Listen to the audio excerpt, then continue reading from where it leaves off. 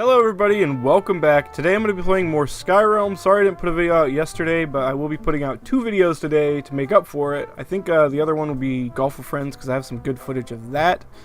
But for now, I'm going to show you around my base on Skyrealms, and then I'm going, well, the updates just like I usually do in my videos. And then I will show you around in the Nether because they just released the Nether and there's a lot of cool stuff you can get from there. And so yeah, I just want to show you that. So, starting off, I have this very loud machine over here, and it's my infinite looping item waterfall, I call it. Basically, I looked up a guide, I think it was a Mumbo guide, on how to make an item elevator, which is a mixture of comparators and redstone torches and redstone, and droppers. And so they're all pointing upwards into these other droppers, and they finally get to the top, which are pointing down. And then these are all hoppers. So I modified the item elevator design a little bit so that it would have hoppers included and it would drop items out of the top. So that is my item waterfall. I had an idea on making a uphill traveling water AFK pool, and so I came up with this design first, which just goes up slowly, but it does go up, which I thought was really cool. And then it takes you down. And now I'm going to go home because I can't get out of that one without doing that. But yeah, I decided to take that idea to the extreme, the completely ridiculous, unnecessary AFK pool, which I figured out you can do this. It works as long as the water travels at least 1 block forward. So I just went 2 blocks each time, and this eventually will take you all the way to the top, which here, I'll speed that up as well. And it'll drop you, and you'll just keep going in a loop forever. I don't really like using this one, though, because if the server lags and you drop into water, sometimes you still die, even though you dropped into water, so... sometimes I come back from AFKing in this pool, and I'll be dead, so I don't really like using this one too much. There you go. See how it works. So that's all the updates over here for now. I'm going to give you a little tour of my shop while I'm over here. Let me turn the sound back on. I expanded this area a little bit, I moved some things around, so the pumpkins are out here. I added a couple things. I made too many carpets and too much cactus green, so I'm basically just selling it. And I'm selling lava buckets now and water buckets as well. And then over here, I've expanded the area a lot, just to make it look nicer for the most part, but I also added some more chests. I hear a skeleton. So in here is all my enchanting books, and then these are all full of stuff that I've gotten from killing people in the war zone. So these are all tools, mostly ranked tools. There's a Lord axe. I think that's the best thing I got in there. And then these are all enchanted armor pieces that have anything other than ranked. So even if it's a ranked piece of gear and it has some sort of other enchant on it, I put it in here. Excuse me, all that burping that was happening. Yeah, you saw these two have withering, but they're still ranked. So there's all those, and then this is all just ranked gear. I have some Duke boots, and then mostly just Knight and Lord stuff, I believe. Yeah. Pretty much just full of Knight and Lord. And then this is Hero Swords, Knight Swords, Lord Swords, and a Duke Sword. And these are all the enchanted swords that have things other than just ranked enchants.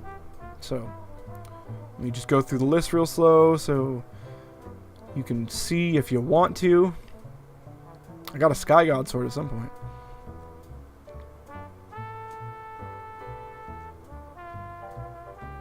And then these down here are my 5 best drops, I'd say, in PvP. So this was just a bow with a lot of enchants. It's a pretty good one. An archer's bow, which I was like, awesome, ranked gear. Then Killer, which was a 5 enchant sword, which was crazy. Rogue sword and another rogue sword. So I have 2 rogue swords.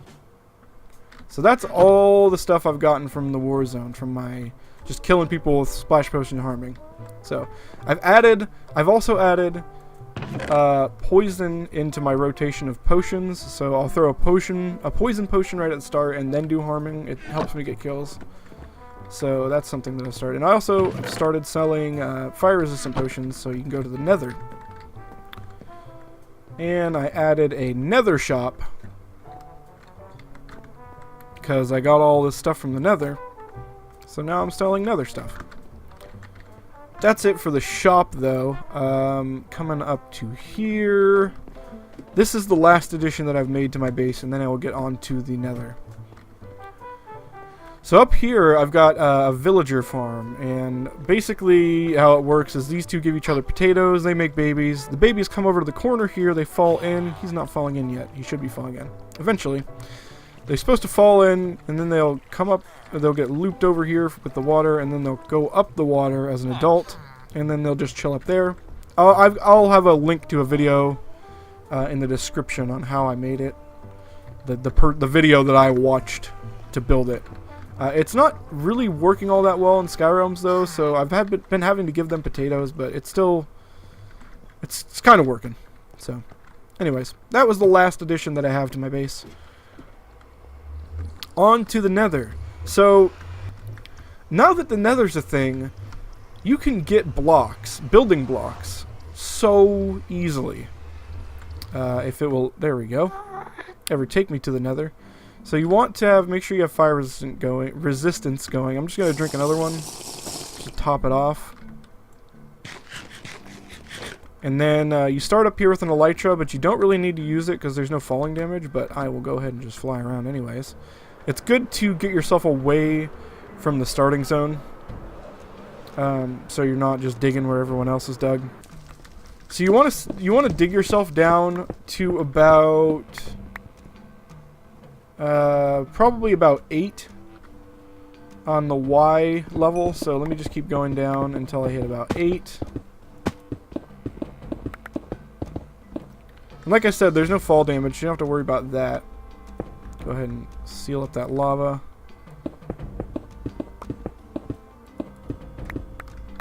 So once you're at about level 8, if you want the easiest to obtain building blocks in the game right now, like hands down, this is way faster than cobblestone. You just come down here to about level 8. Even if you have an iron pickaxe, it's very fast. So this is the digging speed on netherrack if you have an iron pickaxe, and you don't even have to move your mouse back and forth. You can just come up to it at an angle and just hold W, and since you have fire resistance, you don't even have to worry about lava or anything.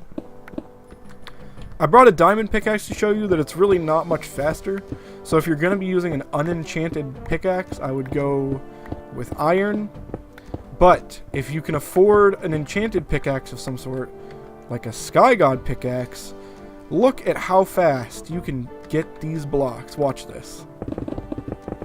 I can literally just sprint forward. And I'm just holding the mouse button and holding W, sprinting. This is how fast you can get building blocks if you have a sky god pickaxe. The other nice thing too, which these just showed up as a great example, you need experience to repair your pickaxe if you're going to be doing this a lot, because obviously you're mining a ton of blocks with it. These nether quartz give you tons of experience. So if you ever need to repair your pickaxe and you don't have any levels, you can just mine up some of those. Oh, and I hit the world border. So eventually you hit a world border. If you do that, it's fine. Just get a couple blocks away from it, or else it'll teleport you away and just turn into another direction, you know?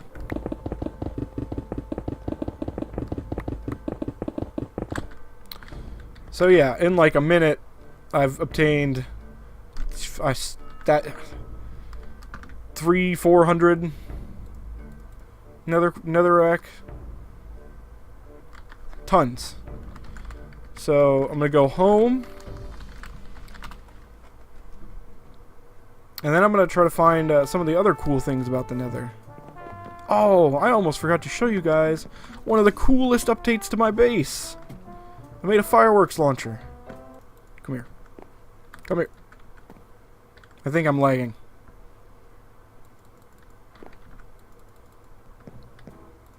Okay! I almost forgot to show you one of the coolest things that I added to my base. A fireworks launcher. Check this out. This is a 10 hertz clock, so it's supposed to do 10 actions a second. But it's not quite that. But yeah, that's out in front of my shop, so if you ever come to my place, I can always start that up for you if you want. And that'll just keep going for a long time and be obnoxious. So let's go ahead and turn it off.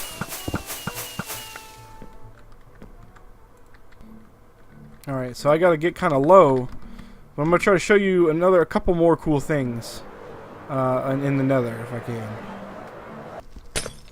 Okay, there we go. So another cool thing about the Nether is that you can get glowstone, because before you could only get it at spawn, and it was pretty expensive. I think it was like $80 a block, which made glowstone somewhere between like $40 and $20 a piece. So yeah, it being here in the Nether is super nice, because you can just collect it up a bunch like that. If you have fire resistance like I do, and you're trying to collect up lava, you could just do this. Jump right into the lava, and then just, yeah, start collecting up lava. So now I got 16 buckets of lava. I'll go home. Yeah, before lava was, I think it was 1,750 for one bucket of lava at spawn before, so now you can just get it for free, basically. So that's another really nice thing about the Nether. I gotta make another lava chest. You can't break that block. Uh-oh, I made a mistake. I broke the block that I was standing on, and now I'm glitching out. Ah, no. Don't do this. Don't do this if you come to the Nether, please. Okay, I gotta go home. Ow. Soul sand is also really nice to find in the Nether, because before it was expensive, like I was saying. And if you have a Sky God pickaxe, you can mine it like instantly, just like netherrack. So watch this. All that soul sand. I mean, I probably dropped it all, but I mean, you get the picture. That's the whole idea. The last cool thing in the Nether, in my opinion. I mean, there's the Nether fortresses, obviously, but I don't know when the Nether resets. So if you can catch the Nether on a reset, try to find a fortress, because they might not be completely destroyed. But in my experience, they've been always completely destroyed.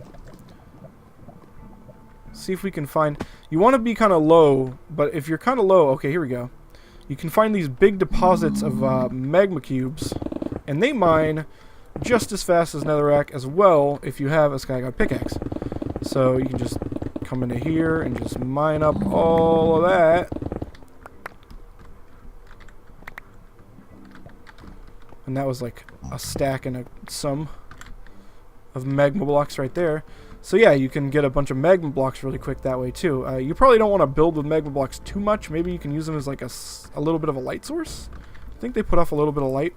But yeah, those are some of the cool things about the Nether, in my opinion. If you could, like I said, if you can get yourself a fortress and you get in there, and maybe if you have rank and a Sky God pickaxe, and you can, or rank and a Silk Touch pickaxe, you could get yourself a spawner, a blaze spawner if you get in there early. But if you don't have rank, I would just not mine them, because you're just going to break them, and that doesn't help anybody. So yeah, this has been the Nether. That's been an update of my base. Thanks again for watching, and I will see you in the next video. See you later.